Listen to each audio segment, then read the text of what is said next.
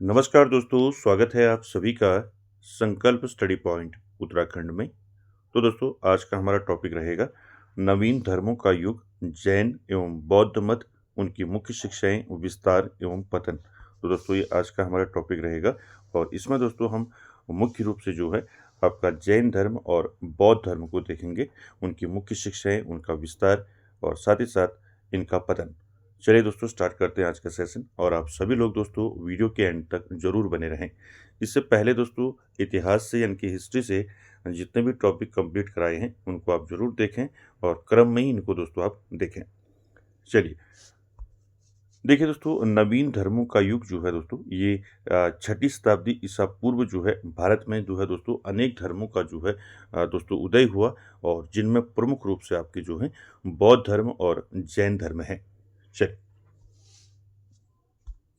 देखिए दोस्तों, नवीन धर्मों का जो युग है मुख्य रूप से छठी शताब्दी ईसा पूर्व के भारत को संदर्भित करता है, जब जटिल वैदिक कर्मकांडों और सामाजिक असमानताओं से असंतुष्ट होकर बौद्ध धर्म और जैन धर्म जैसे नए धार्मिक और दार्शनिक विचारों का उदय हुआ।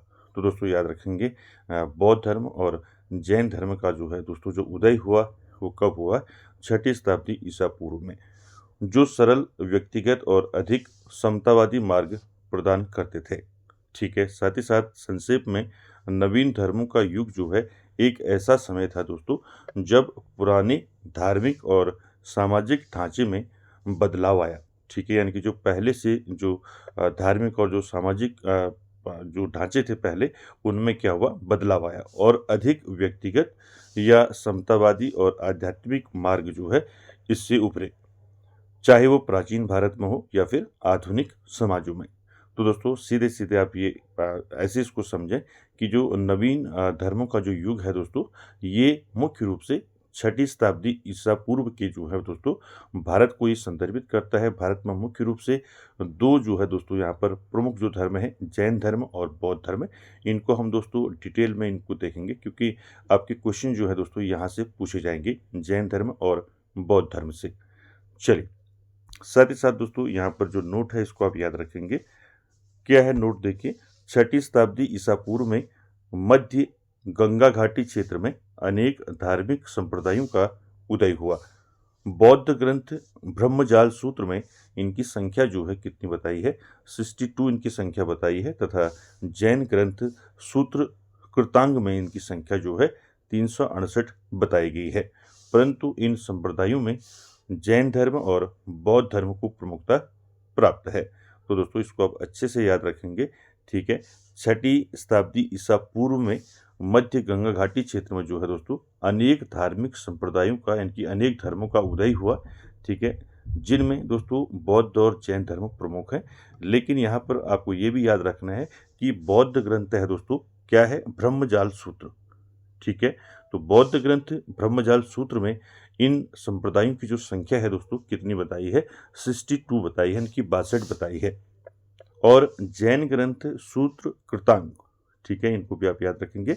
जैन ग्रंथ है सूत्र कृतांग, इसमें जो है दोस्तों इन संप्रदायों की जो संख्या है वो कितनी बताई गई है?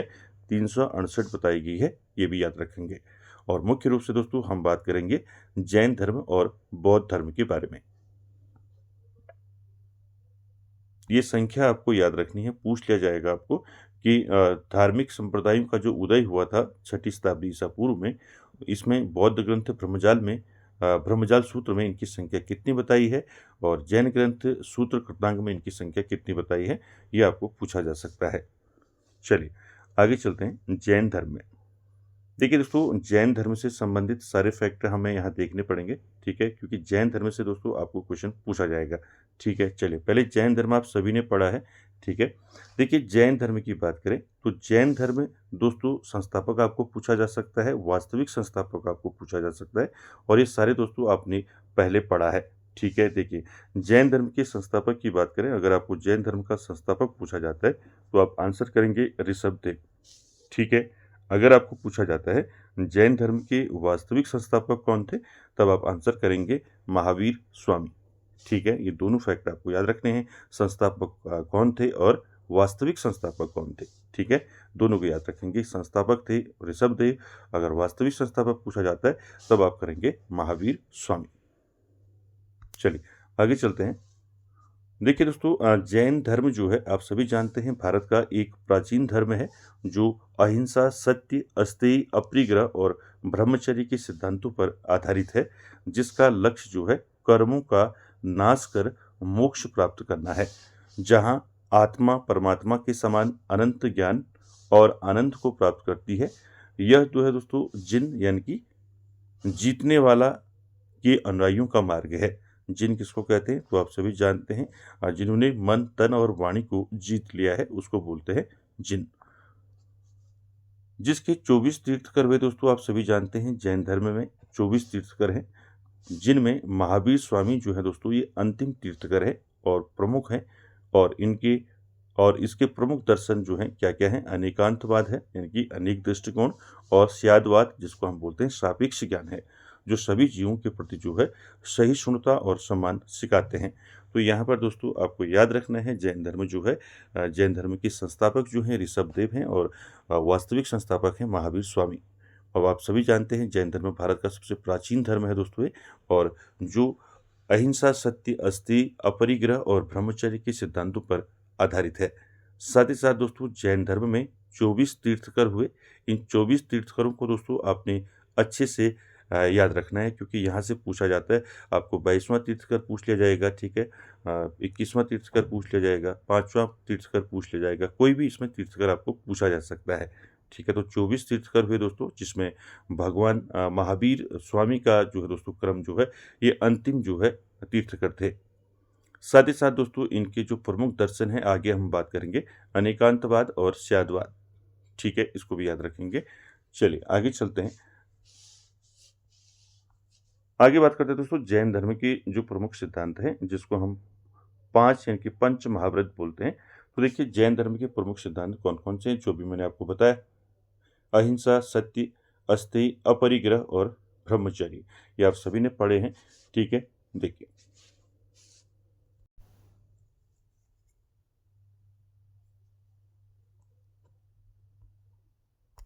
देखिए देखिए दोस्तों, जैन धर्म के प्रमुख सिद्धांत तो आपको पूछ ले जाएंगे। जैन धर्म के कितने सिद्धांत हैं, कौन कौन से सिद्धांत हैं, तो आपको ये याद रखने हैं। ठीक है, इनको पंच महाव्रत भी बोलते हैं। 5 महाव्रतों का पालन जो है अनिवार्य था दोस्तों जैन धर्म में। और एक कौन कौन से 5 महाव्रत थे, इनको आपने याद रखना है। प्रमुख सिद्धांत, पहला अहिंसा, आप सभी जानते हैं। ठीक है, अहिंसा यानी कि नॉन वायलेंस, सभी जीवित प्राणियों को चोट न पहुंचाना, जो जैन धर्म का मूल आधार है। ठीक है, तो आप ऐसे याद रखेंगे, अहिंसा, सत्य, अस्तेय, अपरिग्रह, ब्रह्मचर्य। ठीक है, ऐसे याद रखना है। बाकी दूसरा देखिए, सत्य आप जानती हैं, झूठ ना बोलना। तीसरा अस्तेय यानी कि चोरी ना करना। उसके बाद देखिए अपरिग्रह, अपरिग्रह यानी कि संपत्ति का संचय न करना, जो समता और समानता लाता है। और उसके बाद अगला देखिए ब्रह्मचर्य, इंद्रियों पर संयम। तो दोस्तों ये आपको याद रखने हैं। 5 जो महाव्रत हैं, 5 जो सिद्धांत हैं जैन धर्म के, आपको कोई भी इसमें पूछा जा सकता है, तो आपको याद रखना है। 5 सिद्धांत हैं, प्रमुख सिद्धांत हैं जैन धर्म के, अहिंसा, सत्य, अस्तेय, अपरिग्रह और ब्रह्मचर्य। और इसको आप दोस्तों पढ़ते आ रहे हैं, आप इसको पहले भी पढ़ते आ रहे हैं। चलिए आगे चलते हैं। जैन धर्म दर्शन और अवधारणा, मैंने आपको बताया, आपको जैन धर्म के जो दर्शन हैं दोस्तों कौन कौन से हैं, अनेकांतवाद बताया मैंने, स्यादवाद बताया। ठीक है, तो ये भी आपको साथ में याद रखना है। चलिए देखिए, जैन धर्म दर्शन और अवधारणाएं जो है, पहला है ईश्वर की अवधारणा। ठीक है, याद रखेंगे ईश्वर की अवधारणा क्या है। देखिए जैन धर्म जो है ब्रह्मांड का निर्माता जो है ईश्वर नहीं मानता। ठीक है, यानी कि जो जैन धर्म है वो ब्रह्मांड का जो निर्माता है ईश्वर को नहीं मानता है, बल्कि हर आत्मा में परमात्मा बनने की क्षमता देखता है। याद रखेंगे। दूसरा है अनेकांतवाद। ठीक है, अनेकांतवाद हर चीज को कई दृष्टिकोण से देखना। ठीक है, जो विचारों के समन्वय और सहिष्णुता को बढ़ावा देता है। उसके बाद अगला है दोस्तों वो है स्यादवाद। देखिए स्यादवाद क्या है, ज्ञान की सापेक्षता को स्वीकार करना और पूर्णता के दांव से बचना। उसके बाद है मोक्ष, यानी कि कर्मों का पूर्ण विनाश कर अनंत ज्ञान, दृष्टि शक्ति और प्राप्ति।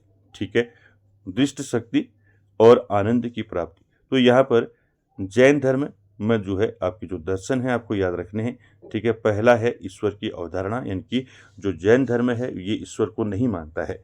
ठीक है, दूसरा अनेकांतवाद है, यानी कि हर चीज को कई दृष्टिकोण से देखना। तीसरा है स्यादवाद, यानी कि ज्ञान की सापेक्षता को स्वीकार करना और पूर्णता के दावों से बचना। चौथा है मोक्ष, यानी कि कर्मों का पूर्ण विनाश कर अनंत ज्ञान, दृष्टि, शक्ति और आनंद की प्राप्ति। तो दोस्तों यहाँ पर आपको जैन धर्म के प्रमुख सिद्धांत और जैन धर्म के दर्शन आपको याद रखने हैं।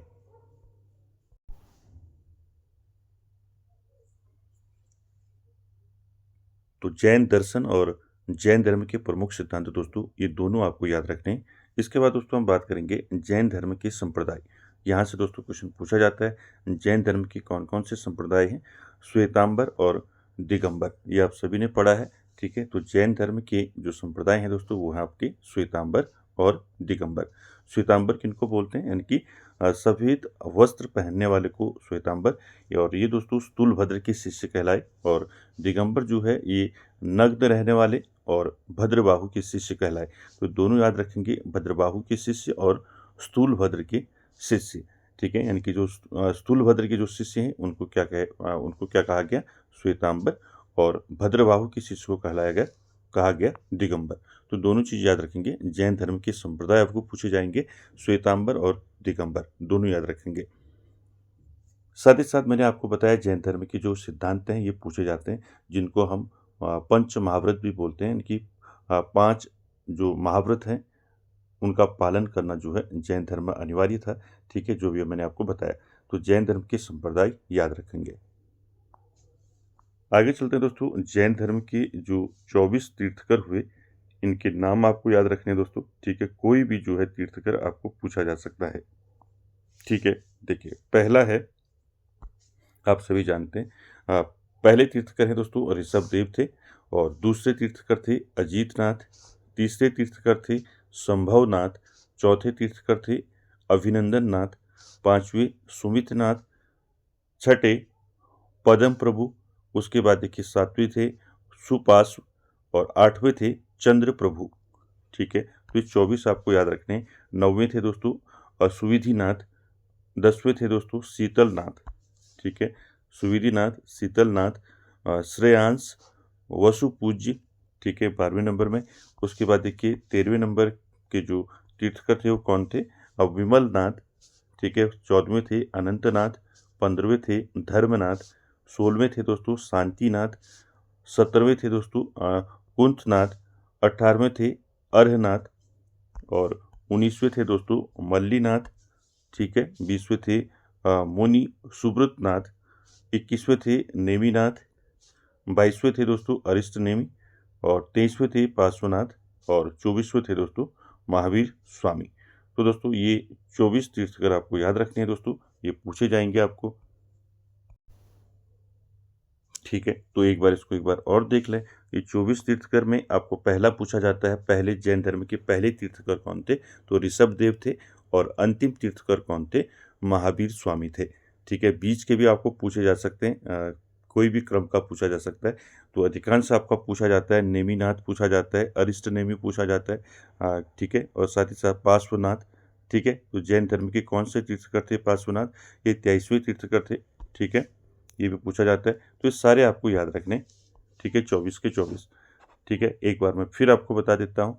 ठीक है, इनके प्रतीक चिन्ह भी पूछे जाते हैं। ठीक है, जैसे ऋषभदेव का जो प्रतीक चिन्ह था वो क्या था, 60 था प्रतीक चिन्ह। ठीक है, पूछा जाता है। ठीक है, जैसे संभवनाथ है, इनका जो प्रतीक चिन्ह था वो घोड़ा था, और अजीतनाथ का दोस्तों जो प्रतीक चिन्ह था वो हाथी था। ठीक है, ये प्रतीक चिन्ह भी दोस्तों पूछे जाते हैं। इसलिए जो मेन है, मेन जो आपके प्रतीक चिन्ह है वो मैंने आपको यहाँ पर बताए हैं, इनको आप याद रखेंगे। आपको सीधे पूछ लिया जाएगा जैन धर्म के जो पहले जो तीर्थकर रहे ऋषभदेव, इनका प्रतीक चिन्ह क्या था, तो इनका प्रतीक चिन्ह था 60। उसी प्रकार से आपको पूछ लिया जाएगा महावीर स्वामी का प्रतीक चिन्ह क्या था, तो महावीर स्वामी का प्रतीक चिन्ह क्या था, सिंह था। ठीक है, पार्श्वनाथ का प्रतीक चिन्ह क्या था, पार्श्वनाथ का प्रतीक चिन्ह था सर्प। और अरिष्ट नेमि का प्रतीक चिन्ह क्या था, अरिष्ट नेमि का प्रतीक चिन्ह था दोस्तों शंख। और नेमिनाथ का प्रतीक चिन्ह क्या था, नीला कमल। ठीक है, और मल्लीनाथ का प्रतीक चिन्ह था कलश। और शांतिनाथ का जो दोस्तों प्रतीक चिन्ह था वो था हिरण। ठीक है, तो इनके नाम दोस्तों आपको याद रखने हैं। ठीक है, आपको पूछे जाएंगे। ठीक है, एक बार फिर मैं आपको बता देता हूँ। देखिए, पहला जो जैन धर्म के पहले तीर्थकर रहे वो रहे ऋषभदेव। उसके बाद अजीतनाथ, संभवनाथ, अभिनंदन नाथ, सुमतिनाथ, पदम प्रभु, सुपार्श्व, चंद्र प्रभु। ठीक है, चंद्र प्रभु के बाद आपका चंद्र प्रभु के बाद सुविधिनाथ, शीतलनाथ, श्रेयांश, वसु वसुपूज्य। उसके बाद देखिए 13वें नंबर में विमलनाथ। ठीक है, 14वें नंबर में अनंतनाथ, 15वें में धर्मनाथ। उसके बाद शांतिनाथ और कुंथनाथ, अर्हनाथ, मल्लीनाथ। ठीक है, और 20वें नंबर में देखिए मल्लीनाथ के बाद आपका मुनि सुब्रतनाथ। 21वें नंबर में आपके नेमिनाथ पूछा जाता है, कई बार पूछा है जैन धर्म के 21वें तीर्थकर कौन थे, तो 21वें नंबर के तीर्थकर थे नेमिनाथ। ठीक है, उसके बाद 22वें थे अरिष्टनेमि और 23वें थे पार्श्वनाथ और 24वें थे महावीर स्वामी। ठीक है, इनके प्रतीक चिन्ह भी बता दिए मैंने। महावीर स्वामी का जो प्रतीक चिन्ह था वो था सिंह। पार्श्वनाथ का प्रतीक चिन्ह क्या था, सर्प था। ठीक है, अरिष्टनेमि का जो प्रतीक चिन्ह था वो शंख था। नेमिनाथ का जो प्रतीक चिन्ह था वो था नीला कमल। और मल्लीनाथ का प्रतीक चिन्ह जो था कलश। जो मेन है इनको आप याद रखेंगे। ठीक है, इनको पूछा जाता है दोस्तों, प्रतीक चिन्ह पूछ लिया जाएगा और जैन धर्म के तीर्थकर जो है क्रम इनका पूछ लिया जाएगा आपसे। ठीक है, तो इसको याद रखना है। साथ ही साथ दोस्तों ऋषभदेव व अरिष्टनेमि के नामों का उल्लेख जो है हमें ऋग्वेद में भी मिलता है। ठीक है, ये भी याद रखेंगे। ऋषभदेव यानी कि जैन धर्म के प्रथम तीर्थकर और अरिष्टनेमि अरिष्टनेमि जो है आपकी 22वें नंबर के जो आपके तीर्थ कर रहे हैं। इन दोनों का जो नाम है दोस्तों ये कहाँ देखने को मिलता है, और ये आपका ऋग्वेद में हमें देखने को मिलता है। ठीक है, तो 24 के 24 आपको याद रखने हैं। कोई भी आपको इसमें पूछा जा सकता है, प्रतीक चिन्ह पूछा जा सकता है और क्रम पूछा जा सकता है। ठीक है, क्लियर हो गया। तो जैन धर्म के 24 तीर्थकर आपको याद रखने हैं। अब हम बात करेंगे दोस्तों महावीर स्वामी की। ठीक है, यहाँ से आपके क्वेश्चन आपको पूछे जाएंगे कि आपका ये महावीर स्वामी का जन्म कब हुआ। ठीक है, और साथ ही साथ इनसे रिलेटेड जितने भी इंपॉर्टेंट क्वेश्चन बनते हैं ये सारे हम दोस्तों इसमें देखेंगे। देखिए दोस्तों, महावीर स्वामी जो है आप सभी जानते हैं, महावीर स्वामी जो है ये जैन धर्म के जो है वास्तविक इनको संस्थापक माना जाता है जैन धर्म का। और ये जैन धर्म के 24वें तीर्थकर थे जो मैंने ऊपर अभी बताया आपको। और इनका जो प्रतीक चिन्ह था वो क्या था, इनका प्रतीक चिन्ह था सिंह। ठीक है, इनका प्रतीक चिन्ह क्या था, सिंह था दोस्तों। ठीक है, प्रतीक चिन्ह क्या था, सिंह। ठीक है, तो ये याद रखेंगे। ठीक है, और साथ ही साथ दोस्तों इनका जन्म आपको पूछा जा सकता है। ठीक है, पिता का नाम, माता का नाम, पत्नी का नाम, पुत्री का नाम, दामाद का नाम। ठीक है, ये सारे आपको पूछे जा सकते हैं। और इन्होंने ज्ञान कहाँ प्राप्त किया, किस नदी के तट पर इनको ज्ञान प्राप्त हुआ, किस वृक्ष के नीचे इनको दोस्तों ज्ञान प्राप्त हुआ, ये सारे क्वेश्चन यहाँ से पूछे जा सकते हैं। चलिए देखिए, महावीर स्वामी जो हैं 24वें तीर्थकर थे। इनका जन्म जो है दोस्तों 540 ईसा पूर्व में कुंडग्राम वैशाली में इनका जन्म हुआ था। इनके पिता का नाम दोस्तों, इनके पिता का नाम क्या था, सिद्धार्थ इनके पिता का नाम था, जो जातक कुल के सरदार थे। माता का नाम जो है त्रिशला था। ठीक है, और जो लिच्छवी राजा चेतक की बहन थी। और पत्नी जो है, पत्नी का नाम यशोदा था। ठीक है, पुत्री का नाम क्या था, अनुजा प्रियदर्शनी जो है इनकी पुत्री का नाम था। ठीक है, तो ये सारी चीज़ें आपको याद रखनी है। महावीर के बचपन का नाम क्या था, कई बार पूछा जाता है। तो महावीर के बचपन का नाम था वर्धमान। ठीक है, और दामाद का नाम क्या था महावीर के, तो महावीर के दामाद का नाम था जामिल। ठीक है, और ये कई बार पूछा है, जामिल जो है ये महावीर के प्रथम अनुयायी बने। ठीक है, तो महावीर स्वामी के जो प्रथम अनुयायी बने वो उनके दामाद बने, जिनका नाम था दोस्तों जामिल। ठीक है, ये पूछा गया है कई बार। तो यहाँ पर आपको इतने फैक्ट याद रखने। जन्म कब हुआ महावीर स्वामी का, 540 ईसा पूर्व में महावीर स्वामी का जन्म हुआ दोस्तों। कहाँ हुआ, कुंडग्राम वैशाली। पूछ लिया जाएगा कहाँ हुआ और कब हुआ, दोनों चीज़ याद रखेंगे। पिता का नाम क्या था, सिद्धार्थ था। माता का नाम त्रिशला, पत्नी का नाम यशोदा और पुत्री का नाम प्रियदर्शनी, और दामाद का नाम जामिल। ठीक है, इतने आपको याद रखने। जामिल जो था दोस्तों ये कौन था, ये महावीर स्वामी का दामाद था और ये पहला जो प्रथम अनुयायी था महावीर का। ठीक है, उसके बाद देखिए दोस्तों, महावीर ने जो है 30 वर्ष की उम्र में माता पिता की मृत्यु के बाद जो है अपने बड़े भाई नंदीवर्धन से अनुमति लेकर संन्यास जीवन स्वीकारा था। ठीक है, तो यहाँ पर आपको याद रखना है महावीर स्वामी ने दोस्तों 30 वर्ष की उम्र में माता पिता की मृत्यु के बाद जो है अपने बड़े भाई नंदीवर्धन, नाम याद रखेंगे, महावीर स्वामी के जो बड़े भाई थे नंदीवर्धन, इनसे अनुमति लेकर जो है महावीर स्वामी ने दोस्तों संन्यास जीवन स्वीकार किया। 12 वर्ष की कठिन तपस्या के बाद जो है महावीर को जो है ऋजुपालिका नदी के तट पर साल वृक्ष के नीचे तपस्या करते हुए संपूर्ण ज्ञान प्राप्त हुआ। तो दोस्तों ये पूछा जाता है कि महावीर स्वामी को किस नदी के तट पर ज्ञान प्राप्त हुआ, किस वृक्ष के नीचे इनको ज्ञान प्राप्त हुआ, इस दोनों चीज़ें आपको पूछी जाएंगी। ठीक है, देखिए 12 वर्ष की कठिन तपस्या के बाद जो है महावीर को जो है ऋजुपालिका नदी के तट पर साल वृक्ष के नीचे संपूर्ण ज्ञान प्राप्त हुआ। तो नदी भी याद रखेंगे, कौन सी नदी है, ऋजुपालिका नदी, और वृक्ष है आपका साल वृक्ष। ठीक है, ये सारे फैक्ट दोस्तों आपको पूछे जाएंगे, इसलिए मैंने हर पॉइंट जो है यहाँ पर आपको मेंशन किया है। ठीक है, देखिए ये सारी चीज़ें आपको याद रखनी है। महावीर स्वामी का जन्म, पिता का नाम, माता का नाम, पत्नी का नाम, पुत्री का नाम, दामाद, और बचपन का नाम महावीर का क्या था, वर्धमान। ठीक है, कब इनको ज्ञान प्राप्त हुआ, ठीक है, किसकी अनुमति से जो है महावीर ने जो है संन्यास जीवन स्वीकार किया। ठीक है, कितने वर्षों की कठिन तपस्या की, ठीक है, ये भी पूछ लिया जाएगा। तो महावीर ने 12 वर्ष की कठिन तपस्या के बाद, कितने वर्ष की, 12 वर्ष की कठिन तपस्या के बाद जो है ऋजुपालिका नदी के तट पर साल वृक्ष के नीचे जो है तपस्या करते हुए संपूर्ण ज्ञान प्राप्त किया। ठीक है, इसी समय से महावीर जो है क्या कहलाए, इसी समय से महावीर जो है जिन कहलाए यानी कि विजेता कहलाए, अरहत यानी कि पूज्य कहलाए, और निर्ग्रंथ यानी कि बंधनहीन कहलाए। ठीक है, ये सारे नाम जो हैं किसके हैं, महावीर स्वामी के नाम हैं। ठीक है, तो याद रखेंगे जब इनको ज्ञान प्राप्त हुआ साल वृक्ष के नीचे, जब इनने तपस्या की, जब इनको संपूर्ण ज्ञान प्राप्त हुआ, तो इसी समय से इनको जो है क्या कहा जाने लगा, जिन कहा जाने लगा, विजेता कहा जाने लगा। ठीक है, अरहत कहा जाने लगा, पूज्य इनको कहा जाने लगा, और निर्ग्रंथ यानी कि बंधनहीन इनको कहा जाने लगा। ठीक है, याद रखें। इसके साथ ही साथ दोस्तों आपको याद रखना है महावीर ने जो अपने उपदेश थे वो किस भाषा में दिए थे, ये आपको पूछा जा सकता है। ठीक है, तो महावीर ने अपने जो उपदेश थे दोस्तों वो दिए थे प्राकृत भाषा में। ठीक है, प्राकृत अर्धमागधी भाषा में जो है महावीर ने अपने उपदेश दिए थे।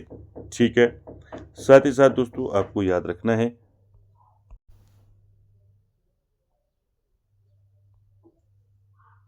ठीक है, तो यहाँ पर आपको याद रखना है महावीर ने जो है अपने उपदेश जो है कौन सी भाषा में दिए थे, प्राकृत यानी कि अर्धमागधी भाषा में दिए थे। इसको याद रखेंगे, पूछा जाएगा आपको। साथ ही साथ दोस्तों जैन धर्म के प्रथम जो जैन भिक्षुणी थी वो कौन थी, आपको पूछ लिया जाएगा प्रथम जैन भिक्षुणी कौन थी, तो नाम याद रखेंगे चंपा। ठीक है, चंपा थी दोस्तों जो नरेश दधिवाहन की पुत्री थी। ठीक है, ये भी आपको याद रखना है, किसकी पुत्री थी, दधिवाहन की पुत्री थी दोस्तों चंपा, और ये पहली जो है प्रथम जो है क्या थी, जैन भिक्षुणी थी, जैन भिक्षु थी। ठीक है, याद रखेंगे। साथ ही साथ दोस्तों आपको यहाँ पर याद रखना है जैन धर्म के त्रिरत्न हैं दोस्तों, 3 रत्न हैं जैन धर्म के, कौन कौन से हैं पूछे जाते हैं, कई बार परीक्षा में आपने देखा होगा। तो देखिए जैन धर्म के जो त्रिरत्न हैं कौन कौन से हैं, पहला है सम्यक दर्शन, दूसरा सम्यक ज्ञान, और तीसरा सम्यक आचरण। ठीक है, तीनों याद रखेंगे, पूछा जाता है। ठीक है, जैन धर्म के त्रिरत्न कौन से हैं, सम्यक ज्ञान, सम्यक दर्शन, सम्यक आचरण। ठीक है, ये तीनों याद रखेंगे। ठीक है, साथ ही साथ दोस्तों आपको याद रखना है, मैंने बताया था आपको जैन धर्म में जो है ईश्वर की मान्यता नहीं है, जैन धर्म में आत्मा की मान्यता है। ठीक है, मैंने भी आगे स्टार्टिंग में बताया था आपको, तो ये याद रखेंगे जैन धर्म में ईश्वर को मान्यता नहीं है, और जैन धर्म में आत्मा की मान्यता है जैन धर्म में, ये भी आपको याद रखना है। साथ ही साथ दोस्तों महावीर जो है पुनर्जन्म एवं कर्मवाद में विश्वास करते थे। ठीक है, ये भी याद रखेंगे, महावीर स्वामी जो है दोस्तों ये पुनर्जन्म एवं कर्मवाद में भी जो है विश्वास करते थे। जैन तीर्थकरों की जो जीवनी है दोस्तों वो भद्रबाहु द्वारा रचित कल्पसूत्र में है, ये भी मैंने आपको बताया था। ठीक है, तो जैन तीर्थकर हुए दोस्तों, इनकी जीवनी जो है भद्रबाहु द्वारा रचित कल्पसूत्र में है। ठीक है, ये अब याद पूछ लिया जाएगा, कल्पसूत्र किसने लिखा है, ये लिखा है भद्रबाहु ने। ठीक है, इसमें जो है जैन तीर्थकरों की जीवनी है। ठीक है, ये भी याद रखेंगे।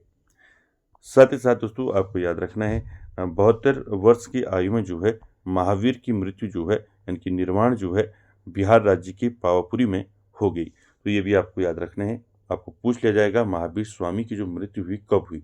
ठीक है, महावीर स्वामी की मृत्यु जो है दोस्तों 72 वर्ष की आयु में जो है इनकी मृत्यु जो है 468 ईसा पूर्व। ठीक है, ये भी याद रखेंगे 468 ईसा पूर्व में बिहार राज्य के पावापुरी में हुई थी।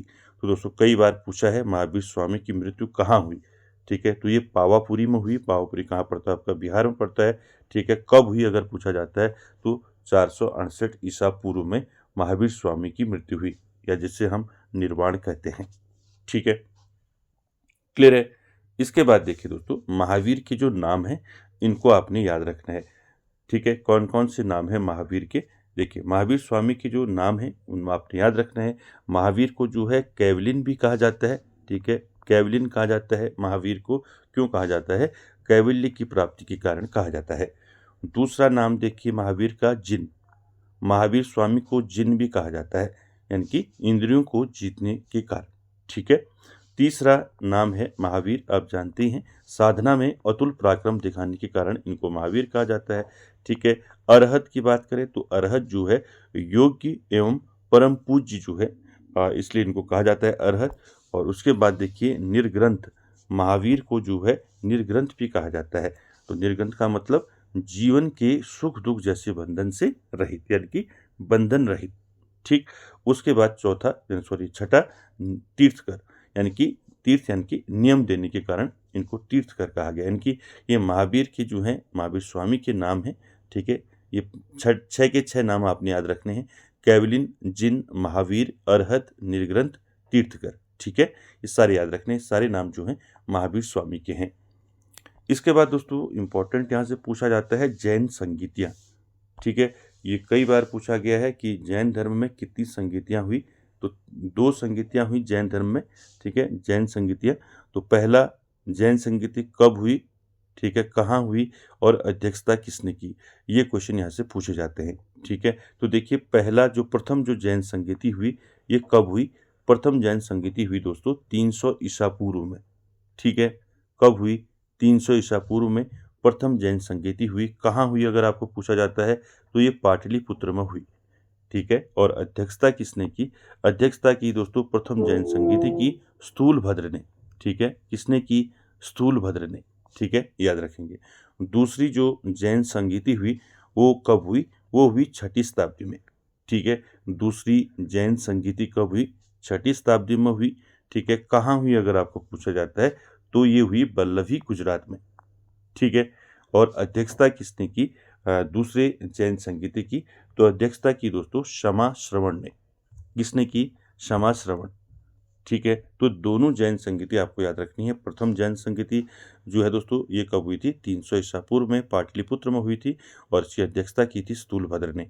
दूसरी जो जैन संगीति हुई थी दोस्तों ये हुई थी 6ठी शताब्दी में और इसकी अध्यक्षता की थी दोस्तों क्षमा श्रवण ने, और ये हुई थी दोस्तों वल्लभी गुजरात में। तो दोस्तों दोनों जैन संगीतियाँ आपको याद रखनी है, पहला और दूसरा। और कब हुई? 300 ईसा पूर्व 6ठी शताब्दी में दूसरी, और पहली पाटलिपुत्र में, दूसरी आपका वल्लभी गुजरात में। अध्यक्षता पहली जैन संगीति की स्थूलभद्र ने की और दूसरी जैन संगीति की क्षमा श्रवण ने। ठीक है,